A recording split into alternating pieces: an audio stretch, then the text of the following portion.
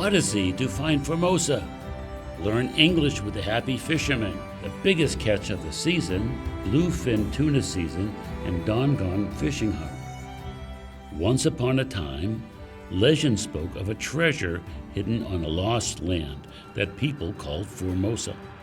Many nations sent out vessels in search of this lost land, yet the land was never found. Now, the Peng Lai, a vessel sailing on the Pacific Ocean, will embark on a journey in search of the treasure. Hi, I'm the captain. Welcome back. Congratulations on collecting your first keyword, Taiwan, on your previous journey. Now we're about to begin our second journey and collect the third keyword. There are a total of 6 stops on this journey. You must collect a key letter at each stop. The key letters are on the pictures. Later I will show you the pictures for our second journey. Make sure to grab a pen and a piece of paper to draw the picture. Remember, do not let anyone see the picture. Are you finished? On this journey, we need to find the answers to the following questions. The answer is either a word or a phrase. When you find the answer, please circle it on your hand-drawn picture to receive the letter from this stop. Let's take a look at these questions. 1. Which fishing harbor is the largest one for bluefin tuna harvest? 2. What special machine does the Donggang fishing harbor have? 3. What are those people tasked with offloading the fish called? 4. Why will a boat owner be fined if a number has not been assigned to a bluefin tuna or if the number is non-compliant? 5. From which part of the bluefin tuna can you tell that it was caught alive? We're going to need your help to find the answers to those questions. But first, let's embark on our journey to Formosa. So he's coming in right now. This is Sanger's boat, and he's going to dock here and do the Coast Guard inspection. They've been out for 9 days. Here comes the biggest one, 250 kilo.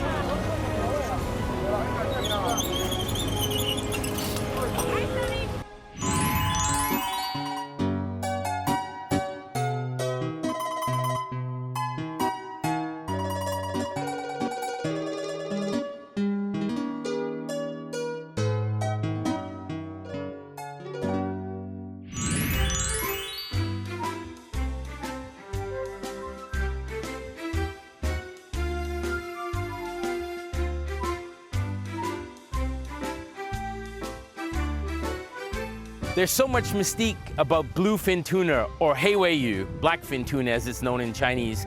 Today we've come here because Sanger's boat, our old friend, is coming in from way offshore. He's been at sea for 10 days and he's bringing bluefin tuna to Taiwan. Donggang and Yangpu, which are now one harbor, is the largest harbor for tuna's harvest in Taiwan. Did you see the answer? Let's rewind. Donggang and Yangpu, which are now one harbor, is the largest harbor for tuna's harvest in Taiwan. The answer is Donggang Fishing Harbor. Now, on to question 2. What special machine does the Donggang Fishing Harbor have? Let's find out. Ready? Go. And that's why Sanger's boat is coming in. It's coming in a few minutes, so we're gonna head over there. And today we're gonna learn about how these fish are sold, how they're auctioned off, and how later on the pieces are cut and sold to the customers. So it's gonna be very interesting. Let's go meet the boat. It should be coming in very soon, 6 o'clock, in about 20 minutes. Let's go learn about this interesting fish and understand more about the mystique of bluefin tuna in Taiwan.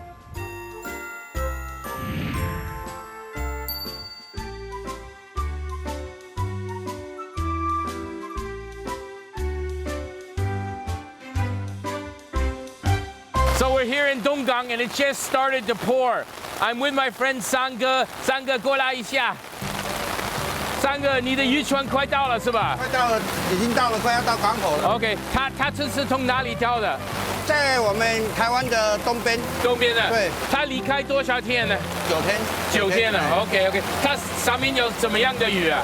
黑鮪鱼，还有黄鳍鮪。多少条8条黑尾鱼，哇，OK，啊40条黄鳍尾，40条黄鳍尾。那一条可以买大概多少钱？不一定啊，那当然看行情啊。现在比较接近尾声了，价格没有那么好，要看明天的结果了。明天 OK。So he's coming in right now. This is Sanger's boat, and he's going to dock here and do the Coast Guard inspection.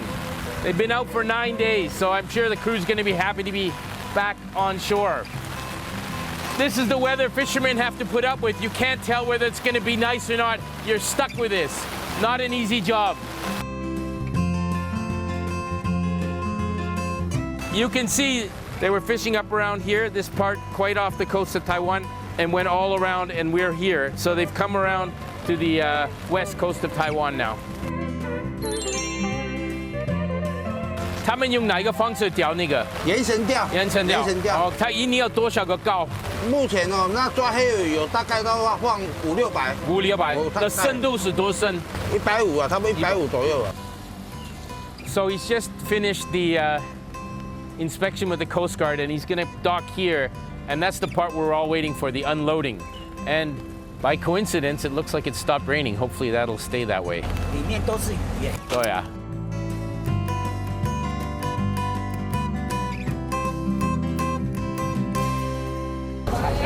哎，你好，你好，来，哎，今天没有跟你一起去，太累了。我们上次去白带鱼看到你，对啊，他们什么时候再出去啊？明天啊。明天，OK。明天早上卸鱼完补给好就出去了。鱼在船上，那什么时候拿出来的？明天早上5点卸货。哦，就是那个拍卖的时间。对。船是留在这边或者怎么样？船直接开至鱼市场。哦 ，OK。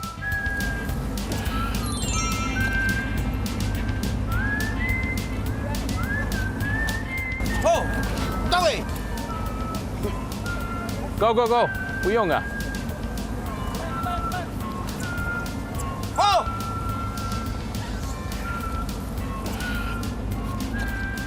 哎，那个位置是谁来安排？谁说你停这边，你停这边？你怎么安排位置？如果没有鱼的，他就要开走，这是鱼市场规定的。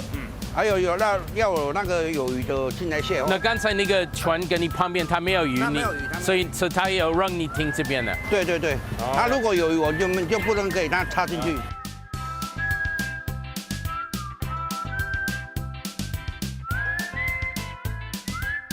So you can see another specialty of this fishing harbor, Donggang, is these cranes here. There are 4 of them, and very few harbors in Taiwan have cranes like this. What did he just say? Let's go back and check again. So you can see another specialty of this fishing harbor, Donggang, is these cranes here. There are 4 of them, and very few harbors in Taiwan have cranes like this. The answer is cranes. They are a special scene of the Donggang fishing harbor because they are specially made to get huge fish such as bluefin tuna off the boat. Let's continue our journey. What are those people tasked with offloading the fish called? Let's find out. Ready? Go.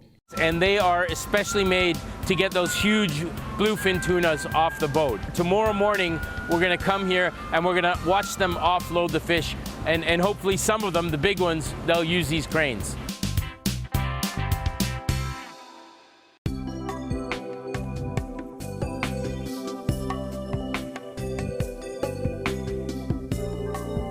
It's 5 in the morning and we're at Donggang at the fish market here. And this is where the process begins. In a few minutes, we're going to start offloading the tuna and the other fish and bringing them to the fish market.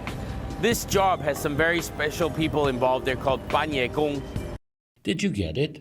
Let's check again. This job has some very special people involved. They're called 搬野工. The answer is movers. Offloading fish is a traditional job in Taiwan. The fish need to be handled very carefully, so the job is still done manually until now. Finally, question 4. Why will a boat owner be fined if a number has not been assigned to a bluefin tuna or if the number is non-compliant? Let's find out. Ready? Go. They're the ones who are going to transport the fish from the boat and put them into the market. This is a very traditional kind of job here in Taiwan, and special people do it, and they're paid by the quantity of fish they take off the boat. 那那个板业工几点钟来了？马上来了，马上来了，都是他们是不是？他们是在黑鮪鱼的，这就是我们东港的百万名车啊，百万名车。百万名车。哎，他来了。哦，他了。哎，对对对。哎，你好，怎么称呼你啊？阿公。阿公啊。哎，阿公。很大，他一定办得到啊，比我还大。你那个工作已经做了多久？20几年了。我看你有这个特别的衣服有带，是不是？对啊。这鱼也蛮好的。蛮厚的啊，比较不会破啊。哦，不会破。那个是什么用啊？哦，皮带。对啊。比较好出力啊。比较好看，帅。我看看你有没有办法帮忙啊？我等一下再拿一件鱼给你。好。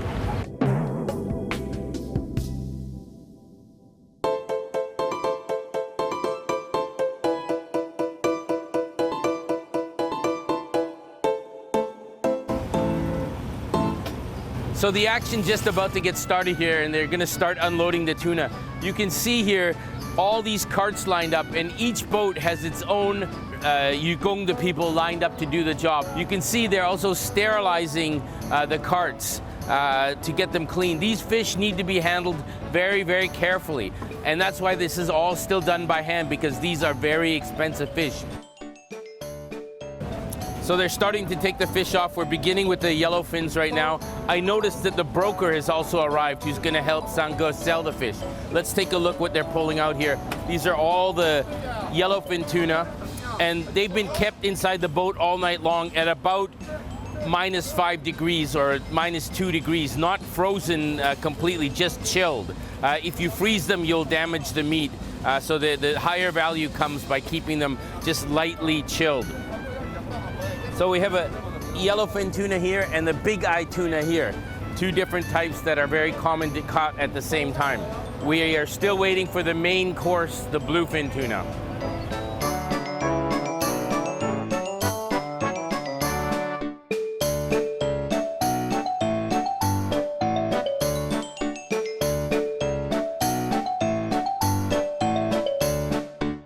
So you can see these yellowfins are at least 40 or 50 kilos. And you'll see that the guys who are the specialists in moving the fish, the kangyugong, are the ones taking them on their shoulders and loading them onto the cart. That's their only job here, but it's a critical part of the chain.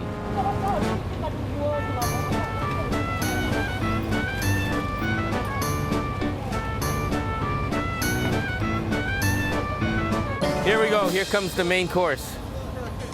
This is a bluefin, but 它还是黄黄的. This is what we've been waiting for. This is the bluefin tuna we've been waiting for. Look at this fish, fantastic. The broker is inspecting the fish right now. He's taking a look at it to kind of guess the money. So we have 8 of these. That was the first one. Let's see what comes out next. This part is very important. You can see that each tuna has been tagged.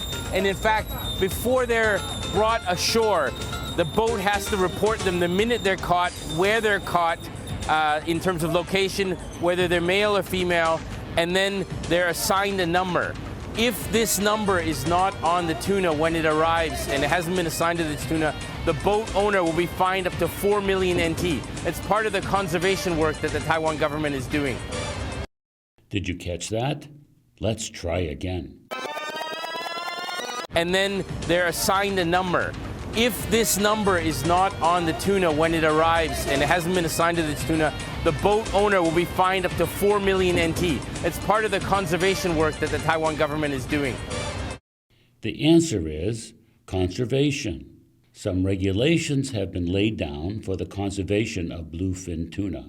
The government will impose a fine on boat owners who assign a number to a tuna that does not match registration or who fail to report their tuna catch. Let's hurry. From which part of the bluefin tuna can you tell if it was caught alive?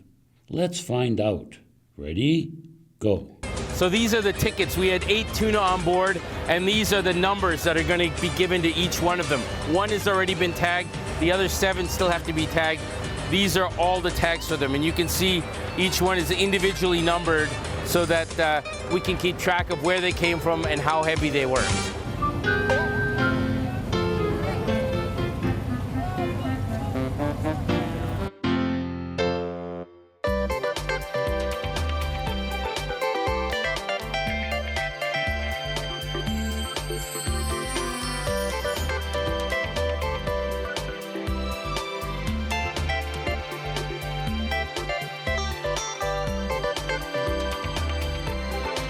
So every time the white carpet comes out, not red carpet in this time, you know it's going to be a big fish. Here comes the biggest one. Look at this, 250 kilo. I'm going to give him a hand pulling it out. Good, 最大的.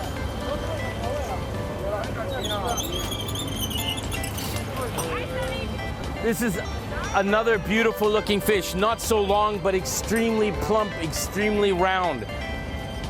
And you can also see it was alive when it was caught, and he can tell by the eyes because they're not cloudy, they're nice and clear. What did he say? Let's rewind a bit. And you can also see it was alive when it was caught, and he can tell by the eyes because they're not cloudy, they're nice and clear. The answer is by the eyes. If the eyes of a bluefin tuna are clear, it means that the tuna was alive when it was caught. We came back with a bountiful harvest on this journey. Now we'll let you finish the rest of the video in peace, but we'll be back soon. So I think this one is also going to be a money fish. What a beautiful looking fish.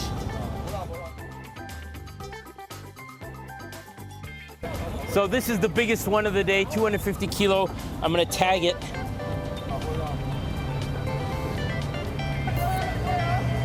I just noticed it even has the lucky number 88, 3988.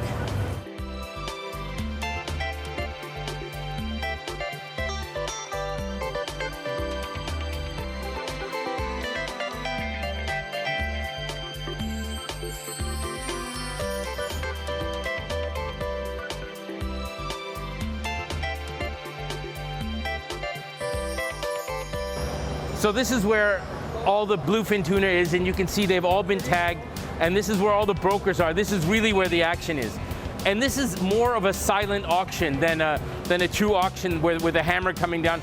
The brokers take a look at each fish, assess the quality. If they like it, they put a sticker on it, and only then can they test the meat. Before that, they can't. So they kind of use their experience by looking at it and making an offer on it before they can really test to see if they got the right fish.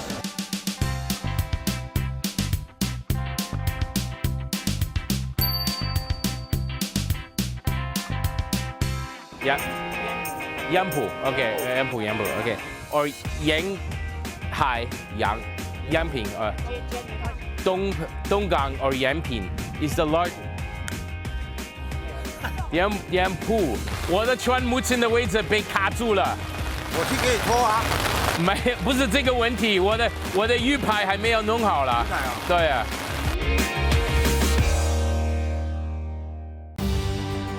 Odyssey to find Formosa.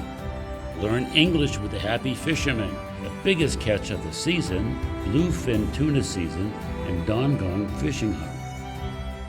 This is the captain speaking. We have arrived at the third stop of our second journey. Have you circled the answer on the treasure map? Let's check the answer. Have you figured out the key letter for this stop?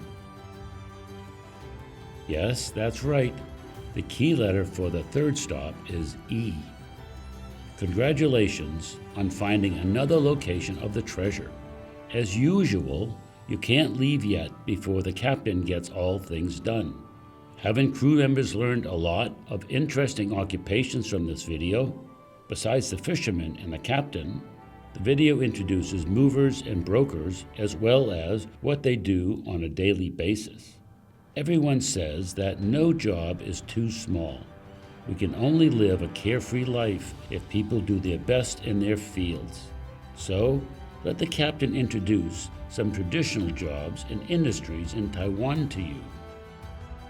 The first job I want to introduce to you is a ceramist. The ceramics industry has been a representative industry of Yingge and New Taipei City since the Qing Dynasty. There is even a museum dedicated to the industry. Each ceramic artwork displayed in the museum was made by highly skilled ceramists, a word that comes from ceramic. Ceramists' main work is to fire ceramics. Doesn't the use of the word fire make it easy to understand their job? The second job I want to introduce to you is Taiwanese opera actor. According to studies, Taiwanese opera comes from Minnan folk songs, which were brought to Taiwan by immigrants via singing. Later, they developed into a Taiwanese indigenous opera in Eland. It is called Taiwanese opera in English. The literal Chinese translation of Taiwanese opera is Taiwan Gerju. People acting in Taiwanese opera are, of course, Taiwanese opera actors. What they do is performing a touching drama on stage. The third job is Donggang. Donggang is an English transliteration from Taiwanese Hokkien. If you worry that foreigners might not understand what Donggang means, you can explain it further. You can translate it into medium or Taoist spirit medium. Mediums or Taoist spirit mediums have to do a variety of jobs. But what everyone knows about their job is that they speak for gods. Although the job is controversial, we can learn from it the importance of religion in Taiwan in the early days. So the job itself is quite interesting. Roofs of houses in Taiwan were made mostly of red bricks in the early days. Do you know how bad people feel when their roofs are leaking?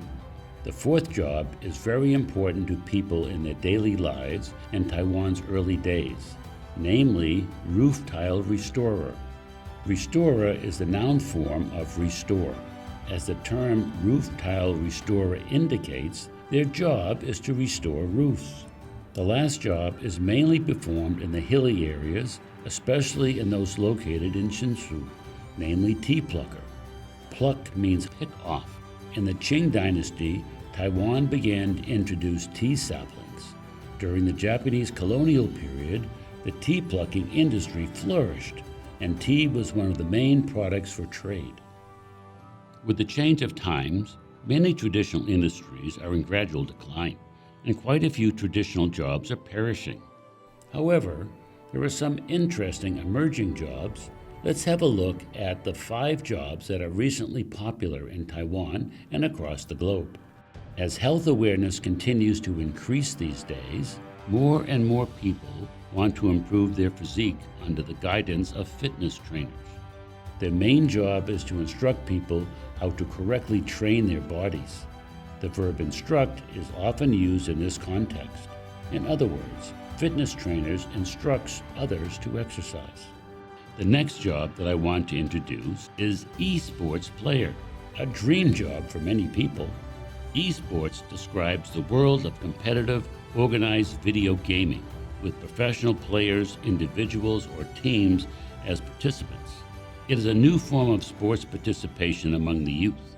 A professional gamer plays video games full-time and competes in tournaments in order to win the award money. The third job that I want to introduce to you is an emerging one in recent years. I am sure you must have watched various live streams on the internet. Those who host these shows are collectively termed streamers. Live stream topics vary. They might be about a game, auction, or eating show. However, they have something in common, namely streamers' interesting interaction with the audience. They try their best to interact with the audience to show their passion. The next job is courier, a job in which people have increasingly relied since the COVID-19 epidemic. The word courier originally referred to a person that takes letters or parcels from one person or place to another. Now it has expanded to include food delivery person. I guess you must know what food delivery people do. Yes, their job is to deliver everyone's food. Lastly, having a pet is very popular among modern people, which drives the development of pet grooming. The word groomer comes from the verb groom. The skill that a groomer must have is to style a pet's hair. The word style can be both a noun and a verb. Lastly, let the nosy captain tell you one more commonly used phrase. If you want to refer to all industries and levels of society in our daily lives during a conversation, how do you use a simple phrase to accurately express your idea? The answer is all walks of life.